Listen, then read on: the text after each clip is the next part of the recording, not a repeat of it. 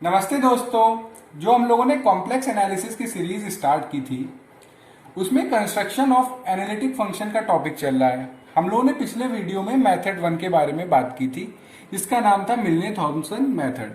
आज हम लोग मेथड 2 के बारे में बात करेंगे। Method second.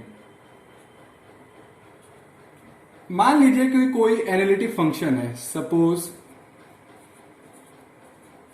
F Z equal to u plus iv is an analytic function।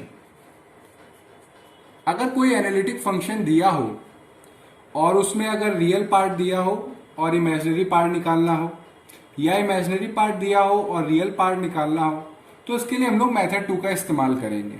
अब मान लीजिए ये हमने एनालिटिक फंक्शन लिया और उसमें हमें u पता है and u is known. u हम लोग जानते हैं, तो अब हम लोगों को क्या निकालना है, इसका हार्मोनिक कॉन्जुगेट। क्योंकि कोई फंक्शन एनालिटिक होता है तो उसके रियल और इमेजिनरी पार्ट हार्मोनिक फंक्शंस होते हैं। हम लोगों ने देखा भी था कि वो लाप्लास इक्वेशन को सेटिस्फाई करते हैं, और अगर फर्स्ट और सेकंड ऑर्डर का पार्शियल डेरिवेटिव कंटिन्यूअस हो तो फंक्शन हार्मोनिक हो जाता है। तो अगर ये फंक्शन हमारा हार्मोनिक है तो ये हो गया उसका कॉन्जुगेट हार्मोनिक। तो अब मान लीजिए ये फंक्शन दिया हुआ है f z equal to u plus i v, जो कि एनालिटिक फंक्शन है और यू पता है। अब हमें निकालना क्या है, टू डेटरमाइन वी। अब देखिए, अब यहां से हम लोगों का वर्किंग प्रोसेस स्टार्ट होता है कि कैसे करते हैं। तो हम लोगों को पता है, वी नो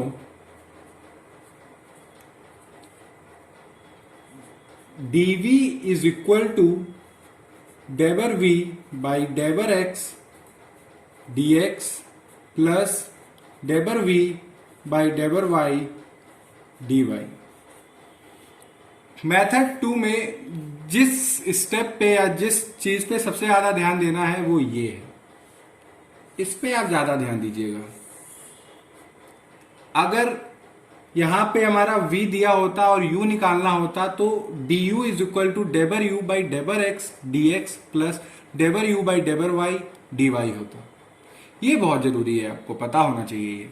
अब कॉची रीमन इक्वेशन मुझे पूरा कॉन्फिडेंस है कि सबको पता होगी क्या होती है। कॉची रीमन इक्वेशंस सबको पता है क्या होती है, इतना हम लोगों ने इसके ऊपर डिस्कस कर रखा है। क्या होती है, डेबर u बाई डेबर x इक्वल टू डेबर v बाई डेबर y, और डेबर u बाई डेबर y is equal to minus डेबर v बाई डेबर x। कॉची रीमन इक्वेशन के बारे में हम लोगों ने फर्स्ट वीडियो से ही डिस्कस करते आ रहे हैं, और ये हमारी रही कॉची रीमन इक्वेशन। अब देखिए, डेबर v बाई डेबर x डेबर v बाई डेबर y, ये हमें नहीं पता क्योंकि u हमें पता है, मगर डेबर तो हम लोग डेबर u बाई डेबर x निकाल सकते हैं, डेबर u बाई डेबर y निकाल सकते हैं, मगर जब v पता ही नहीं है तो हम लोग कैसे डेबर v बाई डेबर x और डेबर v बाई डेबर y निकालेंगे। तो सिंपल सी बात है, कॉची रीमन इक्वेशन का हम लोग यहाँ पे करेंगे यूज। डेबर v बाई डेबर y की जगह हम लोग रखेंगे डेबर u बाई डेबर x, और डेबर v बाई डेबर y क्या रखा है मैंने, कहीं पे गलती करी। अच्छा, एक मिनट रुकिए, यहाँ पे थोड़ी सी गलती हो गई। डेबर u बाई डेबर y is equal to minus डेबर v बाई डेबर x, वही हमें लगा क्या गलती हो रही थी। अब पूरी इक्वेशन सही है हम लोगों की। डेबर v बाई डेबर x की जगह हम लोग अब क्या लिखेंगे, माइनस डेबर u बाई डेबर y। तो चलिए लिखते हैं हम लोग, डेबर dv is equal to minus डेबर u बाई डेबर y dx प्लस डेबर v बाई डेबर y की जगह डेबर u बाई डेबर x इक्वल टू dy। अब इसको मान लेते हैं हम लोग m और इसको मान लेते हैं हम लोग n, यानी कि let m is equal to minus डेबर u बाई डेबर y and n is equal to डेबर u बाई डेबर x। ठीक है, तो dv क्या हो गया हम लोगों का, माइनस डेबर यू बाई डेबर Y is equal to M, let कर लिया हम लोगों ने, dx और डेबर यू बाई डेबर एक्स n, तो n dy। अब आपको एक चीज पता होगी, या पहले उसको लिख लेते हैं फिर बताते हैं। देन डेबर m बाई डेबर y माइनस डेबर n बाई डेबर x। यहां पे आइए, ये जो m है इसको हम लोग पार्शियली डेरिवेट कर रहे हैं y के रिस्पेक्ट में। तो अब देखिए, माइनस डेबर स्क्वायर u डेबर y स्क्वायर, और ये जो n है इसको हम लोग पार्शियली डेरिवेट कर रहे हैं x के रिस्पेक्ट में। तो देखिए, माइनस लगा रहने दीजिए, ब्रैकेट के अंदर शो कर लेते हैं जिससे आपको आसानी से समझ में आ जाए। डेबर स्क्वायर u डेबर एक्स स्क्वायर, ठीक है, माइनस माइनस हम लोग कॉमन ले लेते हैं, तो क्या हो गया, ये डेबर स्क्वायर u डेबर एक्स स्क्वायर प्लस डेबर स्क्वायर u डेबर वाई स्क्वायर। ये अब आपको पता होगा कि ये एनालिटिक फंक्शन की प्रॉपर्टी भी है कि जो एनालिटिक फंक्शन होता है उसका रियल और इमेजिनरी पार्ट क्या होता है, हार्मोनिक फंक्शन होता है, यानी कि वो लाप्लास इक्वेशन को सेटिस्फाई करता है। अगर आपको ये बात पता है तो अच्छी बात है, अगर नहीं पता है तो हार्मोनिक फंक्शन का वीडियो मेरे चैनल पे पड़ा हुआ है, आप उसमें जाके देख लीजिएगा कि ये जो फंक्शन होता है, जो एनालिटिक फंक्शन होता है, वो हमारा लाप्लास इक्वेशन को सेटिस्फाई करता है। तो बस सिंपल सी बात है, जब लाप्लास इक्वेशन को सेटिस्फाई कर रहा है तो ये हो गया हमारा जीरो। अब आपको पता है ये हो गया जीरो, तो डेबर m बाई डेबर y इज इक्वल टू डेबर n बाई डेबर x। ये आप लोगों ने डिफरेंशियल इक्वेशन में पढ़ा होगा कि डेबर m बाई, अगर ये कोई हमारी डिफरेंशियल इक्वेशन हो, ये अगर हमारी कोई डिफरेंशियल इक्वेशन हो और उसमें अगर डेबर m बाई डेबर y इज इक्वल टू डेबर n बाई डेबर x होता है, तो वो हमारी डिफरेंशियल इक्वेशन एग्जैक्ट फॉर्म होती है। कौन सी फॉर्म होती है, एग्जैक्ट फॉर्म। अगर आपको ये बात पता है तो अच्छी बात है, वरना आप चिंता ना करिए।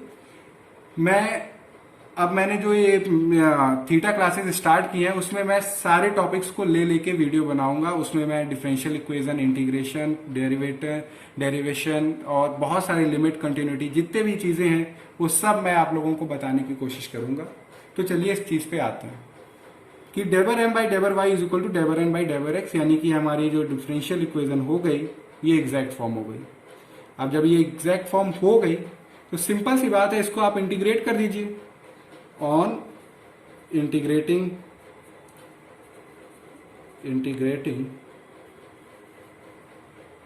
तो dv इज इक्वल टू ये m dx plus n dy, तो इससे हम लोगों को क्या मिल जाएगा, v पता चल जाएगा कि नहीं पता चल जाएगा, बिल्कुल पता चल जाएगा।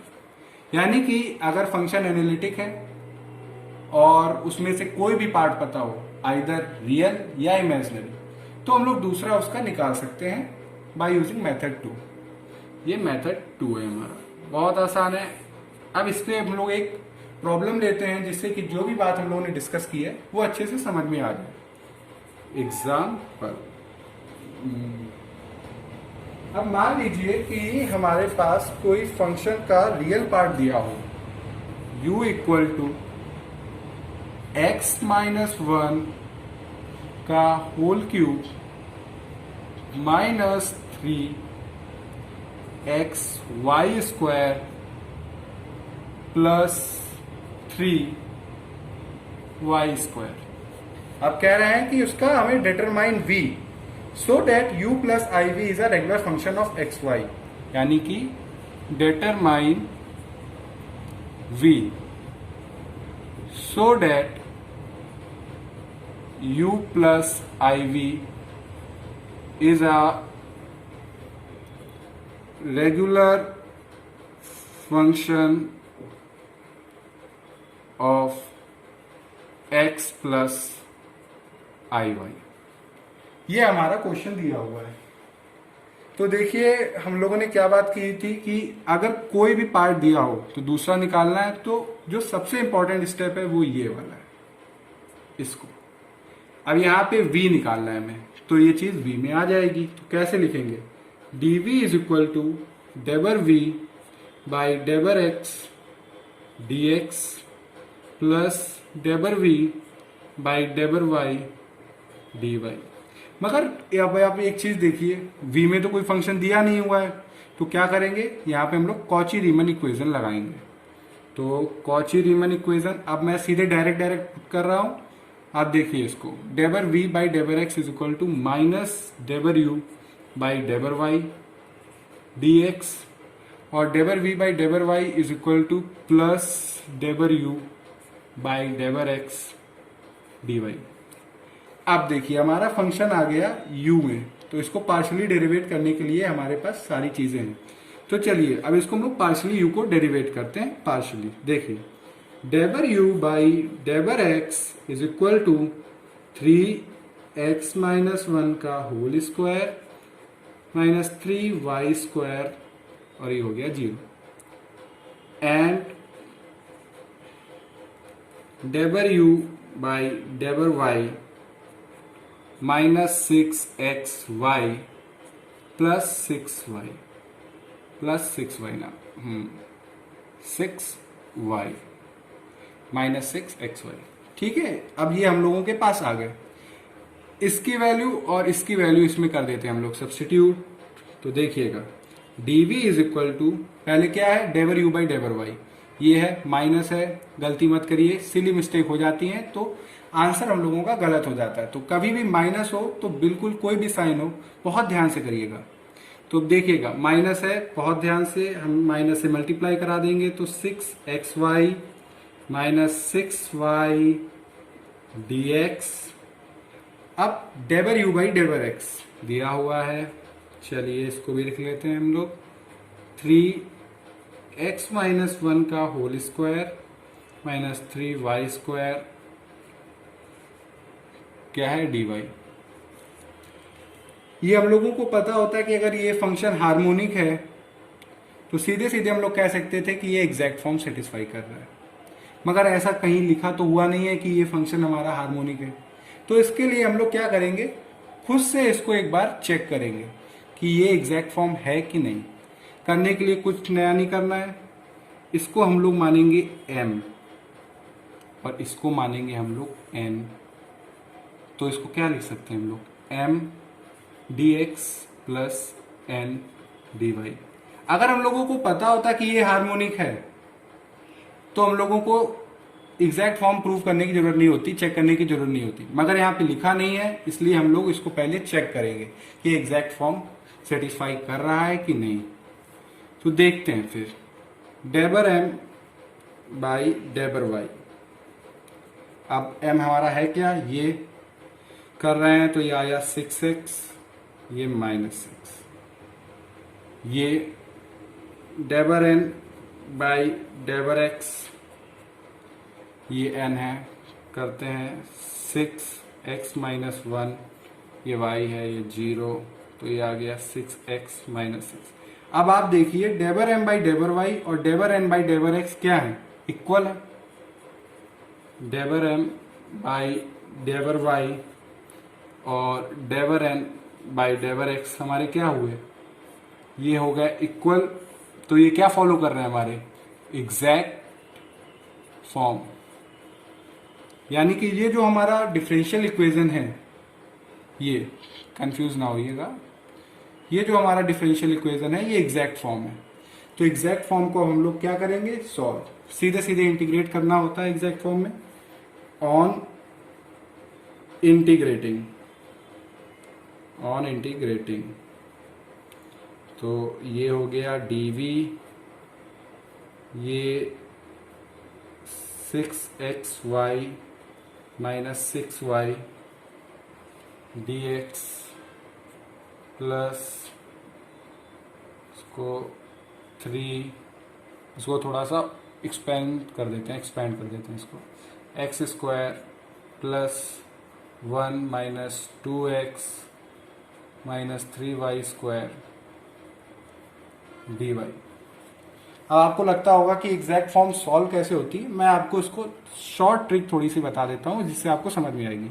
जब हम लोग x के रिस्पेक्ट में कर रहे होते हैं तो y को हम लोग कांस्टेंट लेंगे। क्या लेंगे? Take y constant. और जब हम लोग y के dy के रिस्पेक्ट में हम लोग इंटीग्रेट कर रहे होते हैं, यानी कि y के रिस्पेक्ट में इंटीग्रेट कर रहे होते हैं, तो हम लोगों को वो टर्म लेने हैं जो x से इंडिपेंडेंट हो, फ्री फ्रॉम x। ये बहुत जरूरी बात है। अगर आपको ये बात पता है तो आपका एग्जैक्ट फॉर्म का इंटीग्रेशन बहुत आसानी से हो जाता है, कोई प्रॉब्लम नहीं होती।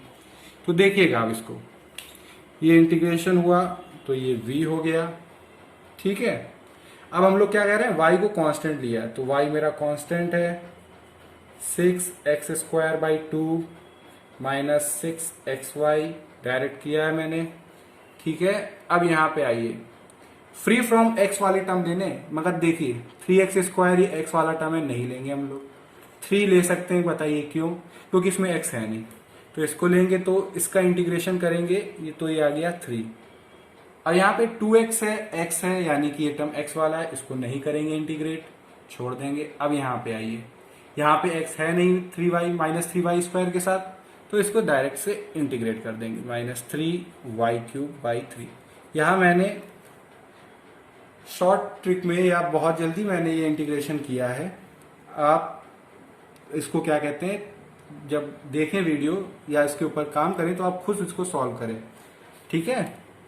तो 3 से 3 कट गया, तो v आ गया मेरा 3x² y माइनस 6xy। देखिए मैं कोई गलती तो नहीं कर रहा, 3x² y minus 6xy minus y³+3। Integrate किया है तो कांस्टेंट लगाना मत भूलिएगा, ये गलती हो जाती है। तो ये लीजिए, हमारा मेथड 2 से जो भी u दिया हुआ था हमने v निकाल दिया। तो देखिए मेथड 1 जो था मिलने थॉमसन मेथड या मेथड 2, ये अगर कोई भी फंक्शन है उसका कोई रियल पार्ट दिया हो या इमेजिनरी पार्ट दिया हो तो उसका हम लोग दूसरा पार्ट निकाल सकते हैं। मिलने थॉमसन मेथड से हम लोग fz को डायरेक्ट निकाल देते हैं। इसमें क्या करते हैं हम लोग कि u प्लस iy को कन्वर्ट करते हैं z में, ठीक है। मगर दोनों ही मेथड अपनी अपनी जगह बेस्ट है। अगर आपको मेथड 2 में कहीं पे भी कोई प्रॉब्लम हो तो आप बताइएगा। और मेरे हिसाब से अगर कॉम्प्लेक्स एनालिसिस की सीरीज में जो भी इम्पोर्टेंट था वो सब मैंने बताया।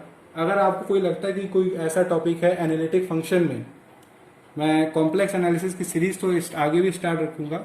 अगर एनालिटिक फंक्शन में आपको कहीं भी कोई लगता है कि कोई टॉपिक नहीं आ रहा है या कोई प्रॉब्लम नहीं आ रही है तो आप मुझे कमेंट बॉक्स में लिख के बताइए, तो मैं उसके ऊपर आपको वीडियो बना के उसके बारे में अच्छे से समझा दूंगा।